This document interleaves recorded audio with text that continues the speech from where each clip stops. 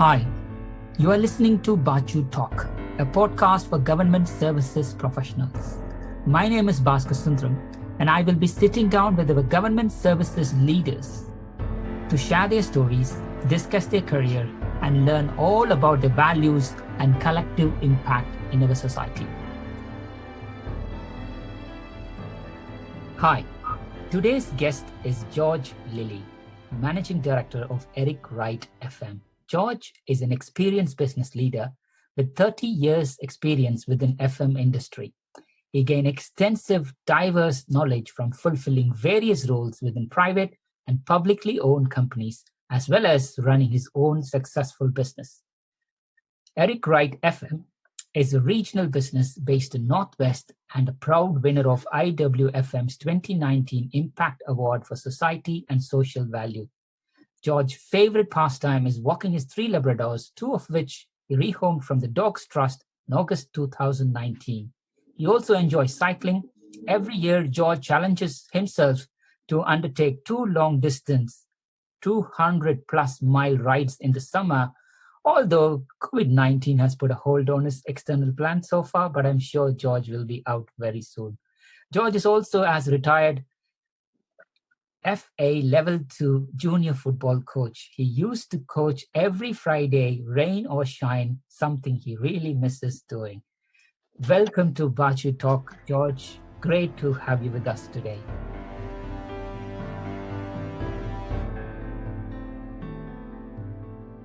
Thank you. George, let's go back to the very early on. I know you have coached kids, but very early on, I'm sure you were a little baby, you were a little boy. So let's talk all about that. Where were you born? Let's talk about the high school and the education, George. I was born up in the northeast of England, so born in Gateshead, and went to school, usual school route, comprehensive school route.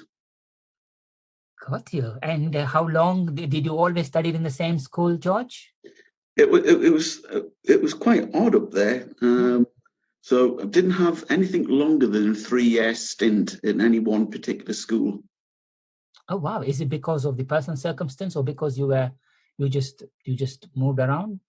No. We stayed. It was just the way the education authority was organised at the time, and I think one got a little bit different because the school was full, so I got moved to a school that's further away. Oh wow, George! So at the very early on, you already travelled. Yes, you could say that.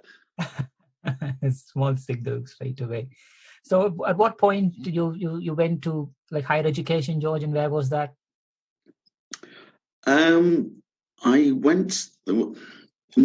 didn't go to higher education until a couple of years after I left school.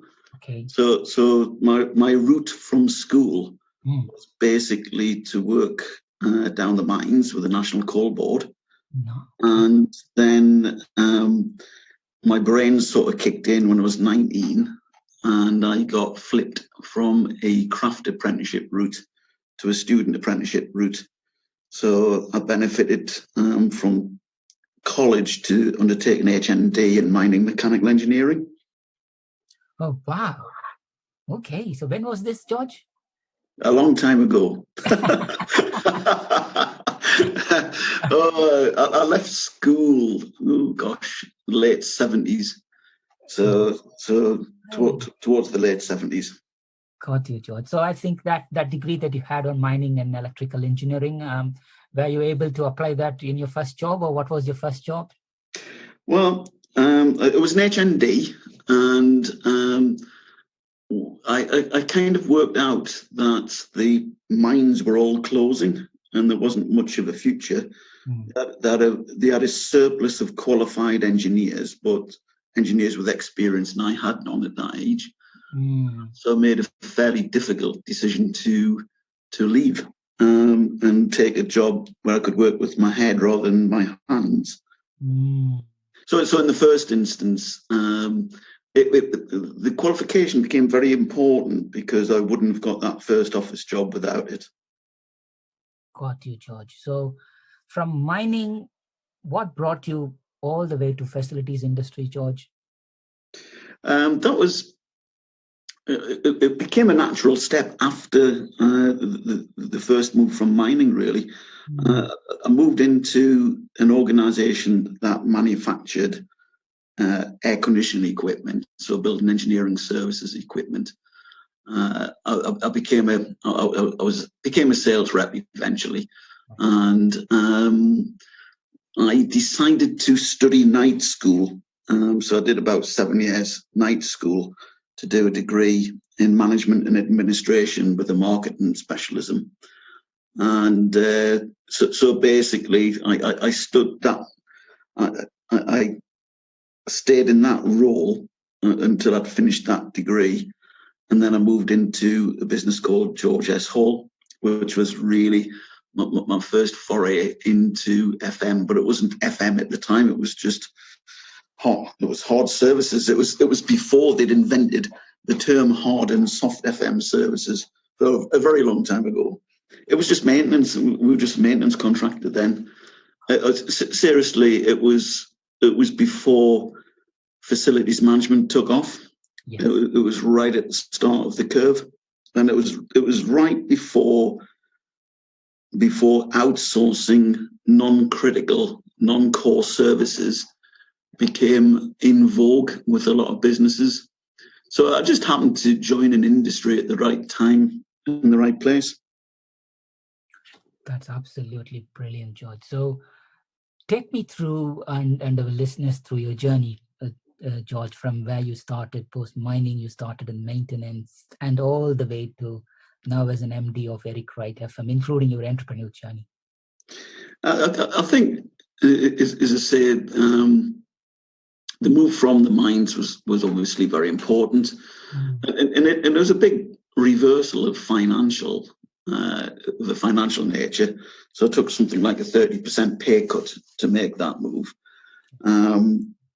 My time at Woods of Colchester was great. That's how I learned how to sell. I was selling capital equipment that was probably on the market at a 20% price premium. So you had to work out how to sell and how to sell without price being the differentiator factor.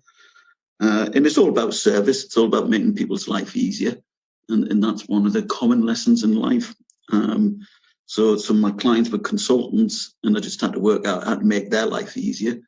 And I became the best salesman for that organization and the youngest salesman that they had. And I did some crazy stuff. I went out and bought an Amstrad computer with my own money. And I turned, with the assistance of that and SuperCalc 3 spreadsheets as they were at the time, I transformed something like a 4-week turnaround for quotations to 4 hours, which was great. And as a result, I give a better service to the consultants, so the products got specified more. And that's a standing part of life, really. If you want to succeed, make people's lives easier around you. It works every time. So once I got my degree, I wanted to move into general management. They couldn't find an opportunity for me in general management at Woods. So that's why I applied for the branch manager's role at George S. Hall. And I picked up a job as the Leeds branch manager. Walked into a loss-making branch that had gone through 4 branch managers in about 13 months. So it was a bit of a mess. But there was 3 exceptionally good employees in that branch at the time. And we just pulled together as a team. And it was quite easy. I just said, look, I'm going to go off and sell, and you guys need to work out how to deliver it. And that's what we did. And that branch became the fastest growing branch within George S. Hall's. And that led to fairly rapid promotion to regional director and then managing director. So that was a great time. I loved that time. We everything was going right. The market was growing. We had growth. The best way of handling growth is to promote from within, because you're promoting your trusted people and recruit lower down, as it were. everybody who wanted a career had a career. The vibe was brilliant. Loved that. And then I had a bit of a detour into a business who told me I was going to make a lot of money floating the business, but that didn't work out. Learned a lot about that process along the way. So I set my own business up in '99. Sold that to a subsidiary of British Land in 2007. That was quite a good journey. I learned a lot along the way, and then held a couple of managing director positions and had about a 4-year stint at Vinci, which are a very good organisation, but I kind of prefer the smaller organisations. So I'm in Eric Wright as managing director and group director. The group's a 200 million turnover business, so it's not small. FM's very small at 15 million, but it's interesting, but it's quite unique because we are wholly owned by a charitable trust, and we make charitable donations every year to that trust. Anything that we don't donate comes back into the business's working capital, and we do a lot for the trust. Does a lot for has a major impact on local businesses in the places where we work. So that's why we won the IWFM award for societal impact last year, which I'm very, very proud of. So I feel very at home. I'm in a business that I can shape and influence in a group that does amazing things for society.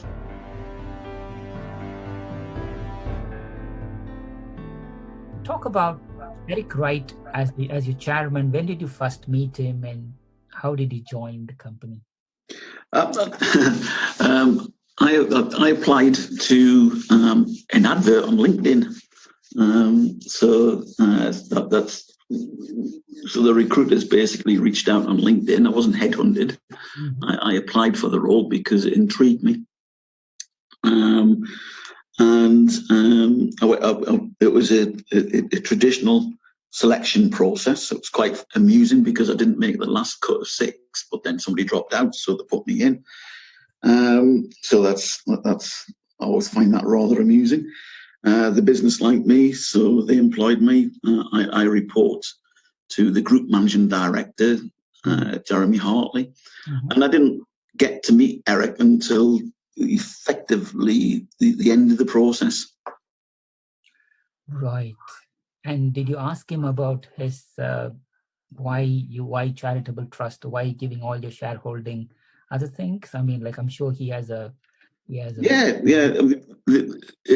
I had done a lot of research during the interview process, but it was great. The first meeting was really good, and it was kind of the first thing I asked him once we got through the pleasantries, and it was quite an interesting answer. It's about security for the employees.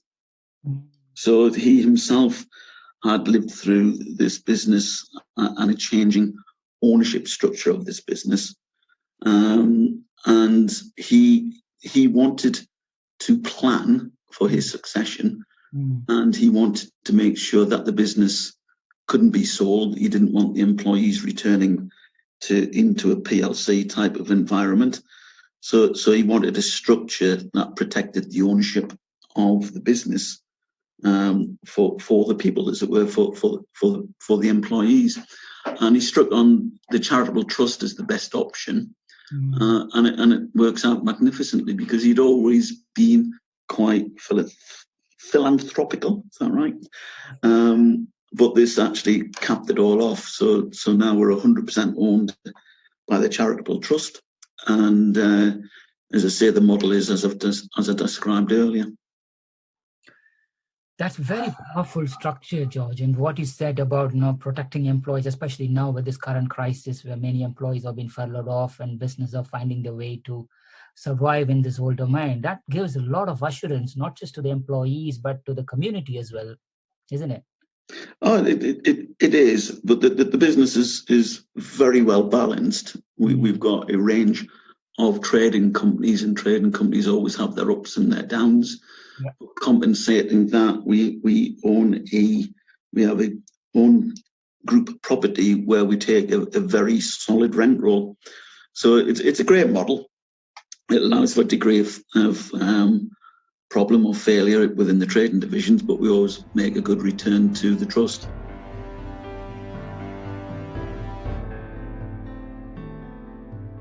So let's go into Eric Wright FM. So when you received the news of COVID crisis isolation, where were you and what's the first thing you did? We were tracking it before the announcement, as it were. So we'd initiated our plans, and we'd already had 2 crisis meetings waiting for the government announcement. So because we operate in healthcare, a lot of our facilities are in the healthcare environment. It was something that's obviously high on our list, as it were. The first thing we did as a business was sort out the group management team, but then each division, and I am FM as a division. I then initiated our management crisis team. So that was the first thing. And then the next thing was to ask the guys to go and work out what wasn't going to get done, because we were going to be very busy dealing with this crisis. So it's just important to create capacity for people to deal with things. And then we put in place a daily communication platform. So that was with the senior management team. So we talked daily on guidance notes and distributed guidance notes, and we initiated a weekly newsletter to all of our employees, so that communications hit the ground.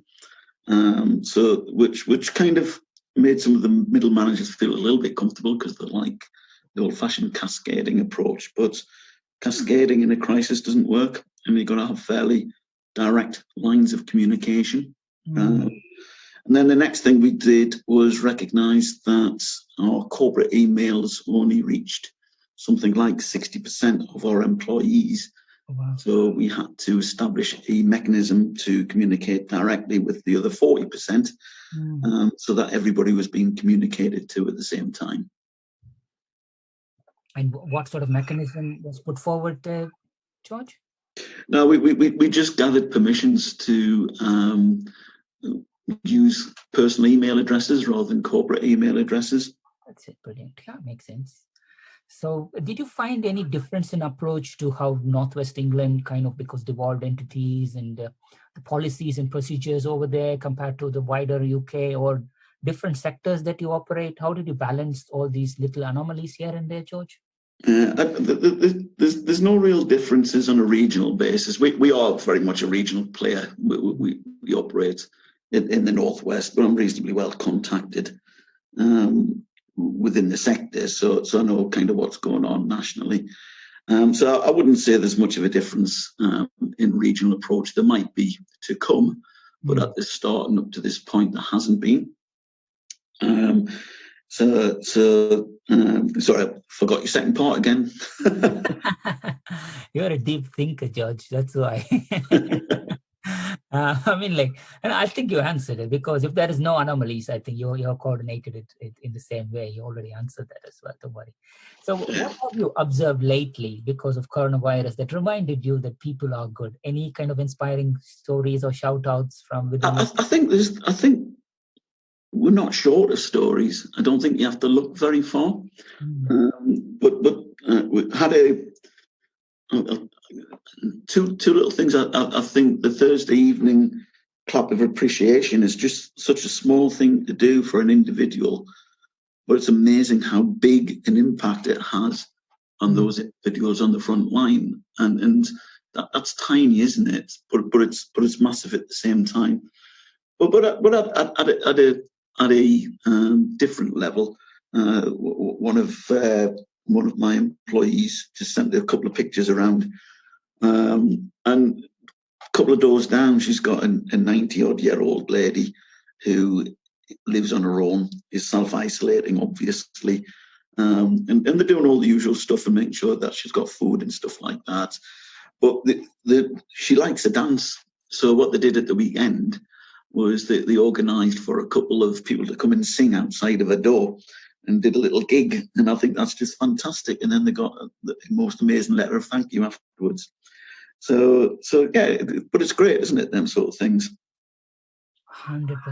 I think, you know what, it in every person is important, and I'm glad that, you know, we were able to make the difference. And as you rightly said, many of our FM heroes, they also went and gave, you know, they stood hand on hand with our NHS hero, even though, you know what, they are not, they were not being trapped, but they were all part of this whole ecosystem.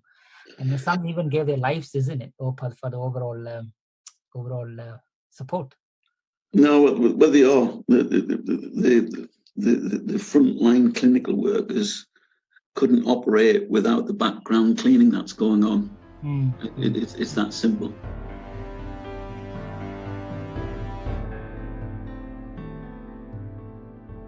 I know you had a structured day, George, but how did you adapt to the new normal yourself? Well, it's been good in a lot of ways. It's the first adaptation is to really recognise and value communications, verbal communications. And so basically we initiated a whole series of conference calls, as I mentioned earlier, but that sort of got cascaded down. But what you kind of find is that more is getting done because it's a lot more direct having a conference call than it is having a meeting. So everything changed really. My days were full of meetings. Now they're still quite full, but they're full of conference calls. But we need to move and get the balance between communications right and output right, which is our next stage of evolvement.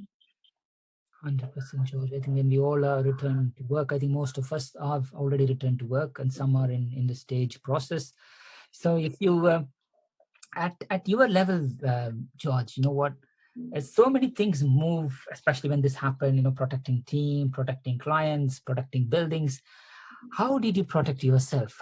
What did you do to look after yourself? Went home. It's true. It's true. We basically cleared the office out. So everybody who can work from home is working from home. And that is actually the vast majority of our workforce. There are some people who can't do their work effectively, even though the technology exists. So we've needed to furlough those. But then, as a senior manager, the whole board we're all dispersed. So all the senior management team are working from home, just like our middle managers, and that's the way it should be. That's brilliant. So, from your 30-odd career, George, I think, you know, you have taken varied roles, but what propels some people to the rank of leaders and not others, from your opinion? I think everybody works hard.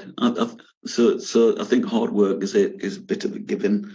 I think you have to listen a lot, because if you're just out for yourself, you will get so far, and then you will stumble.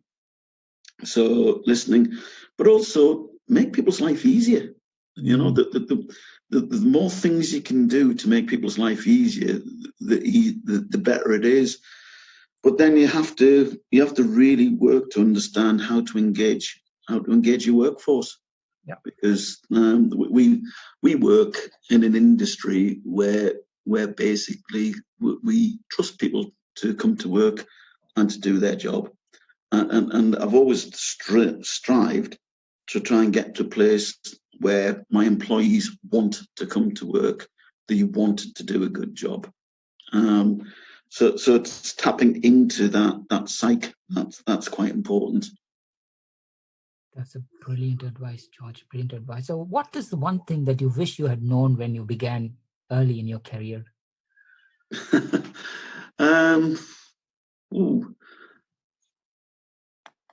I think that's quite a hard question.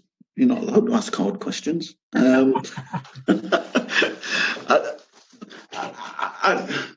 think you could come up with so many answers. I'm quite happy with where I am and with what I started with, knowledge base wise. I think I've had my eyes opened over the years into the world of politics, business politics, that is. And I may have done one or two things differently if my eyes had been opened earlier. But in reality, I'm happy with the path I've had.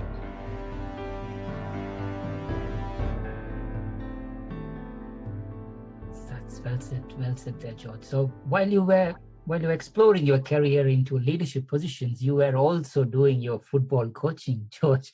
Let's talk about that. So do you remember which year you became a football coach? I should be able to, because it was when when my boy was 7. So that would have been around about 2003. Wow, okay. So 2003, and how long did you continuously working or in a positioning yourself as a football? I took him all the way through from under 7s all the way through to under 18s. Wow. So that's until recently, George? How long were you? It all came to an end about 2 years ago when he went off to university. Got you.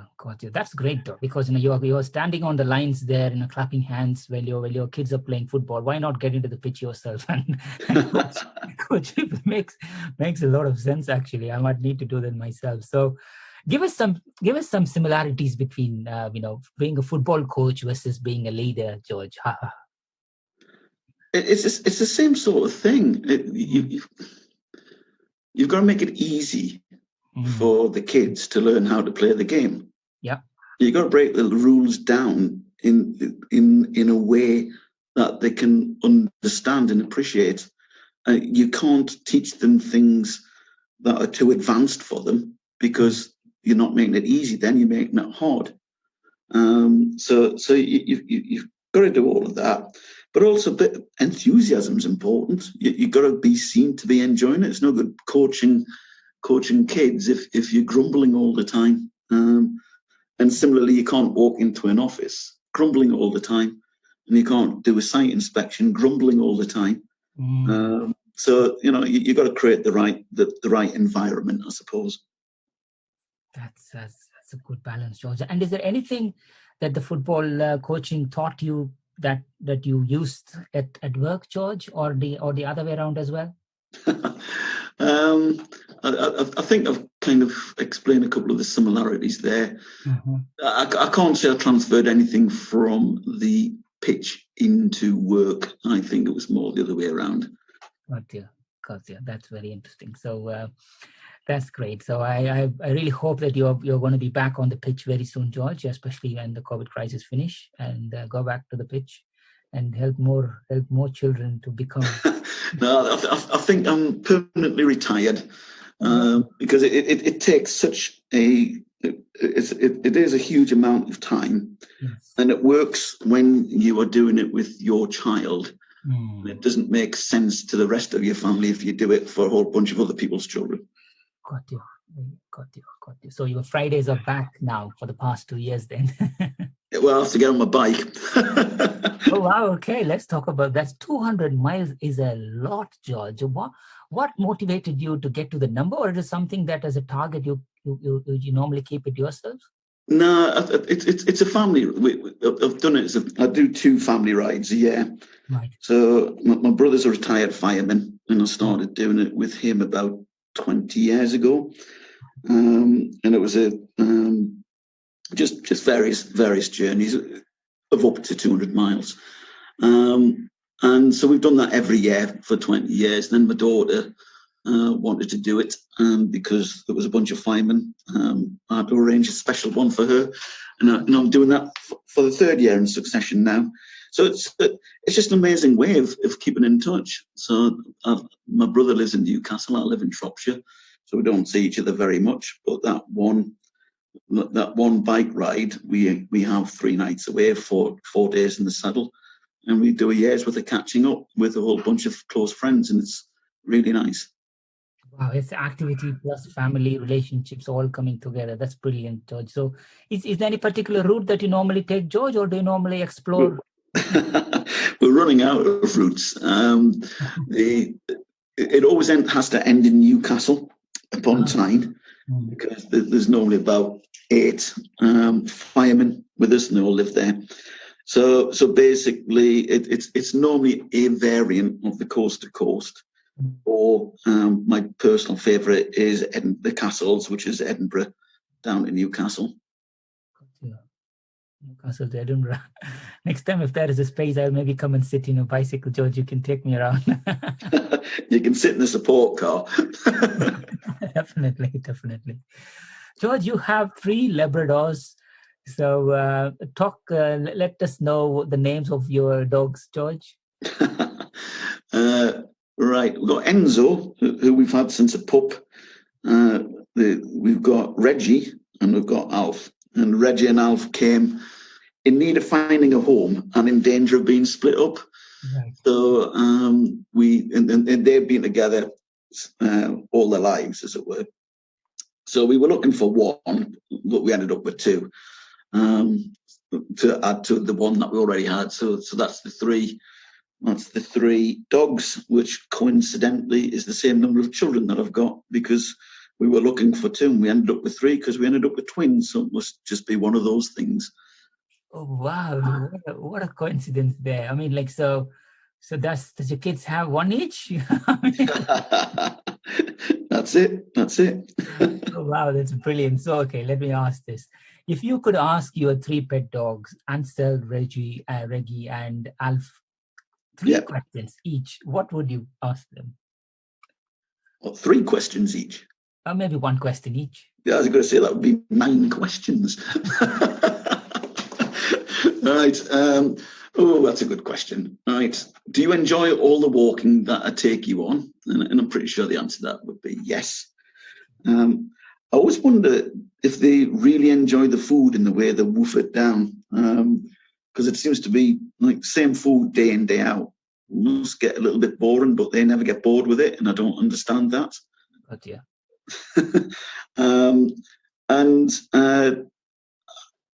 I think I'd love to ask Enzo, is he happy having the other 2 dogs in his house?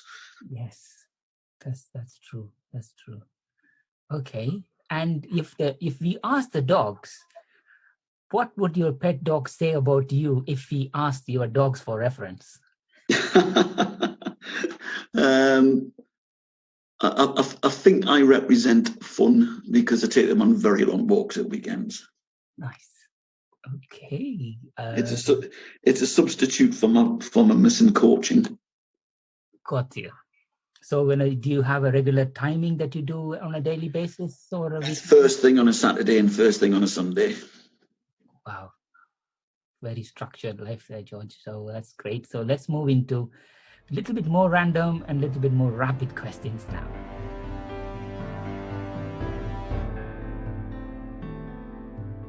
As a child, what did you wish to become when you grew up? I actually wanted to be a nurse. Oh, wow. Okay. My mother was a nurse. I was quite good at biology, and I used to help her do her nursing exams or revise for them. And I was quite interested in them, in nursing as a career. But then my mother, of all people, put me off it, saying it wasn't a man's job, which I suppose in that day and age was a socially acceptable statement. Mm-hmm. But perhaps not now, eh? Got you. But you still care for people, George. You have struck a good balance there. I'm sure your mom is happy. So what trait do you really like the most about yourself?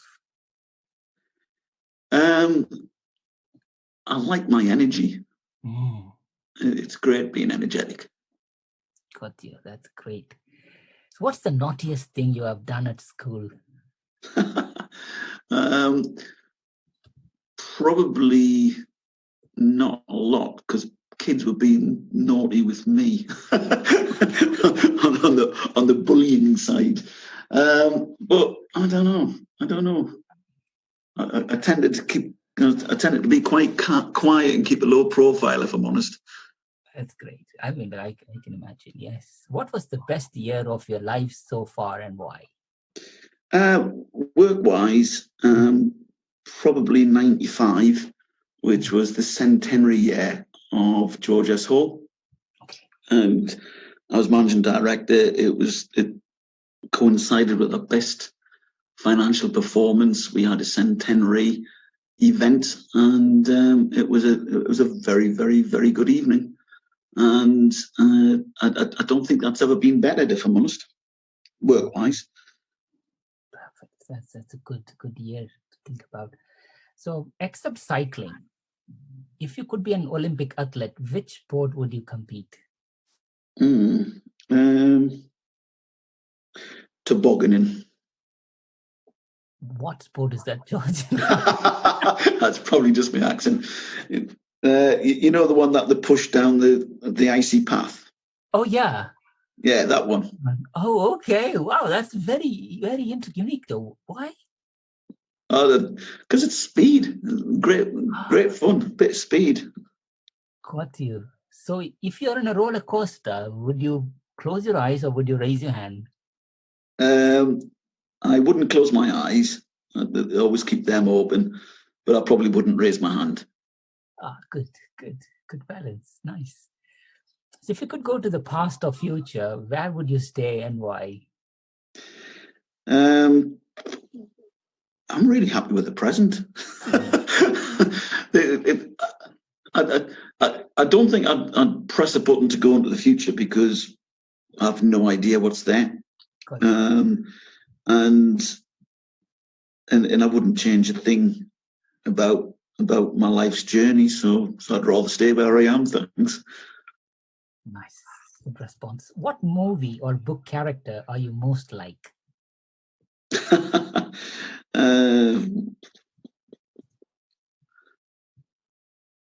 don't know. Movie, book character. I'd have to have a really good think about that one. Sorry. I don't know. I like a lot of Adam Sandler characters, but I think that's because I like the movie more.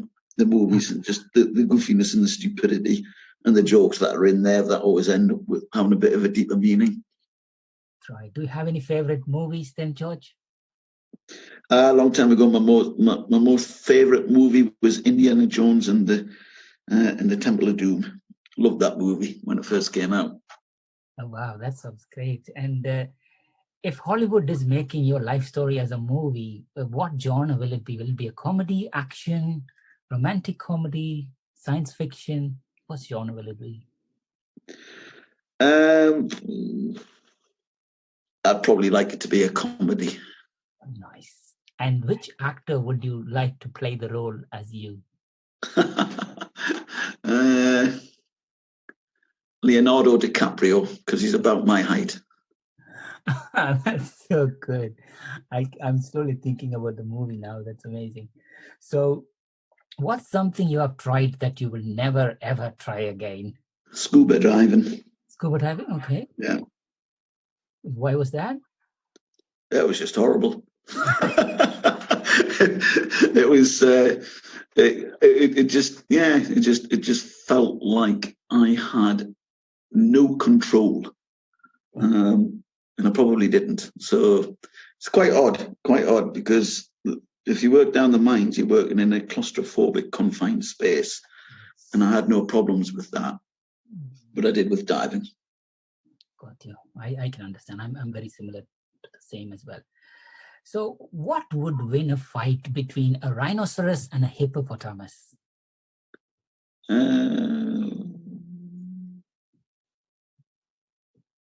They both got horns. Rhino's definitely got a horn, hasn't he? No, hippo doesn't. No. I'd go for the rhino then. Okay. I'm not going to answer the question. It's easy to ask the question, George, as you can imagine. So would you prefer to live in the Sahara or Antarctica? Probably go for Antarctica. Why are you are a cold person? No, I think I'm warm and lovely. But I think there's a joy in being cold and getting wrapped up and feeling warm. Ah, that's beautiful. That's very beautiful. So if you could be anywhere else right now, where would it be? As I'm sat in Preston, it would be home. Okay, I'll let you go soon. No, it's all right. It's all right. But that would be where I would like to be, back home. Of course, yeah, that's a beautiful answer, of course. So if you could eat only 3 foods for the rest of your life, what would they be? Was that 3 fruits? Anything, 3 food, any food. It'd be fruits. I love my fruits. All 3 fruits? Yeah, I would choose all. No, I wouldn't. I'd actually go for a bit of bread. Okay. And an orange and an apple. Red, orange, apple. Wow, okay. That's interesting. You know, last time when I asked this question, people were so smart. They just said, I would go for meat, I would go for fruit, I would go for vegetable. They skip it so generally. So they were like, wow, they got everything, you know. It's clever. So what random stranger has had the biggest impact in your life?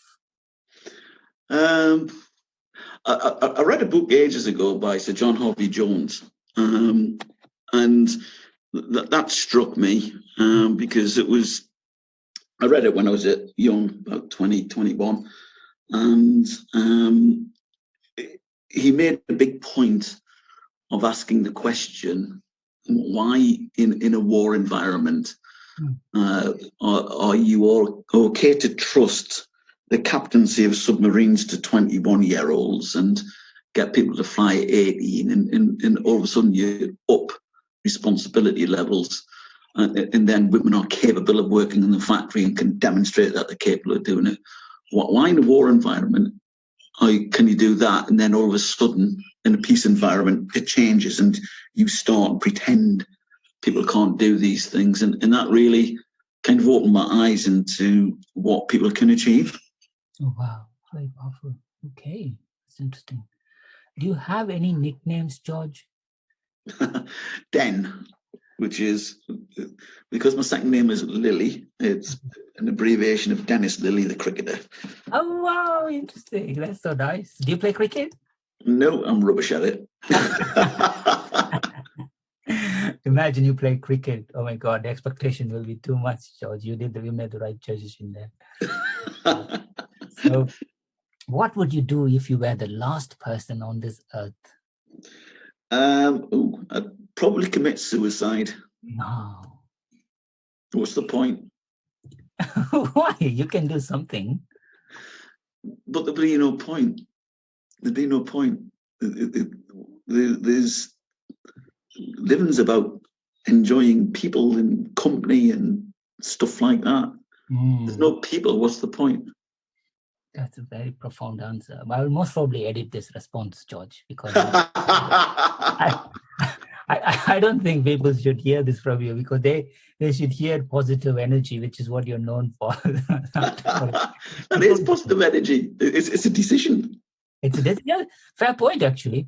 I think when I asked this question in a previous podcast, somebody said, I always wanted to write about the history of butter. You know, butter. I'm going to do that. I was wondering, you are the last person on planet Earth and you will write the history of butter? That's very interesting. People are people. So let's leave there. If you were a 5-year-old self suddenly found themselves inhabiting in your current body at Preston now, what would your 5-year-old self do first? Look for a football. Nice. Okay. Are you a morning or a night person, George? Morning. Okay. So do you wake up early? 5? Yeah. I'm normally awake for about 5:30, 6. Got you. So who is your best friend, and tell us about him or her?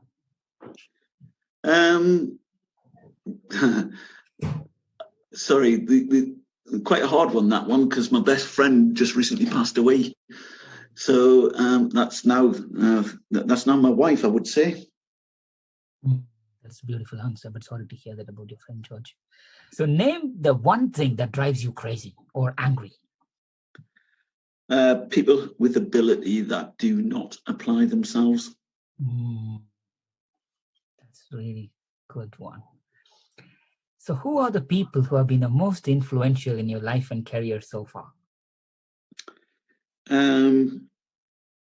Probably Ian Scarhall, because he gave me my first managing director's role.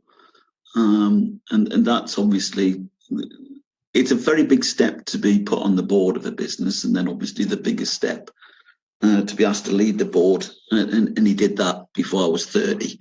So that was quite something special, I would say. Yeah. And in your life, George? In my life, I got some great advice from a previous girlfriend's father, who was a managing director of a very large organisation, and that advice just stayed with me. But he gave me a sense of belief. He wasn't dismissive of my capabilities, as it were. What is one kind or thoughtful thing someone did to you recently? I'd have to go to my daughter, who brought me up completely by surprise. A very nice toasted bacon sandwich with some crisps and some fruit and a cup of tea for my lunch, because I've been working a bit flat out of late, and I thought that was a lovely thing to do. Oh wow, it's amazing to be part of her family. That's brilliant. So, what's the biggest lesson life has taught you so far?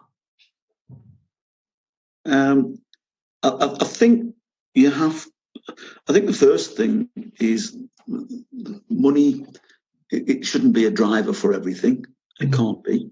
And I think once you understand that, you can make different types of decisions, as it were. But I think that from a work perspective, you have to keep your integrity. Yes, that's a great one. And you talked about your daughter and talked about your friend. And is there any kindest person you know? Yeah, that'd be my mother-in-law. I think she's very kind. I'm sure when your wife listens to that, she'll be very happy, George. You did a good one there. Yeah. Good. That's great. So the last one from me, George, and I'll let you home. What's something that you are looking forward to go in the future? I'm looking forward to growing this business. Right. I am genuinely looking forward to growing this business, because I think it's just such a phenomenal and worthy cause. That's great. I think, with all your ethos and the company's ethos, George, it's only going to be normal for the company to grow.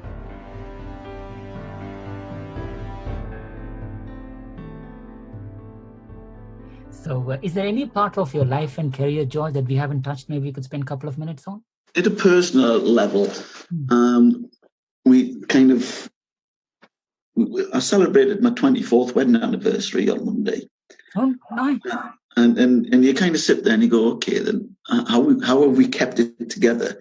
But we had a fairly simple deal at the start, which was keep the family at home where my wife's parents are, and I will move around for work, and that's worked beautifully, because it's given the kids all the security in the world.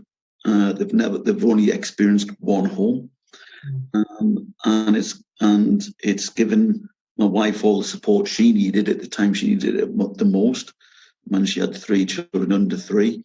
And I think that has been that was quite a clever decision for both of us to take. That's a very nice thing to say, George, especially now with most of us are at home with varied priorities and stuff. I think, it might get to our brain at some point, we all can lose it. Being at home, it's a bit of a guilty pleasure at the minute, because we've got 2 children at 19, one child at 22. None of them are really children, are they? They're all adults, but they're all home, and we know we'll never get this amount of time as a family all together again. So we are absolutely loving it and appreciating it. That's a beautiful way to end, Georgia. And let it be the same. I think, I'm sure when the door does open and we all are going out, going back to some level of normality, this sort of love and family thing still continues in your family, George. For now, thank you so much, George, for your time. It's really been a privilege to have you with us at the very early guest for Baachu Talk, especially with this Kindness Matters campaign. So wish you all the good health and happiness. Regards to your family, colleagues, everybody at Eric Wright FM, and please continue to inspire everybody around you. Stay safe, stay healthy, stay kind, George. Thank you so much. Thanks very much, Bhaskar. You take care. To our listeners, thank you for tuning in. Please do visit baachu.com/Baachu Talk podcast to this specific episode link to everything that was mentioned in this episode. Don't forget to subscribe, review, and share Baachu Talk podcast with your loved ones. We will see you at the next episode with another special guest. Until then, it's Bhaskar Sundram from Baachu signing off.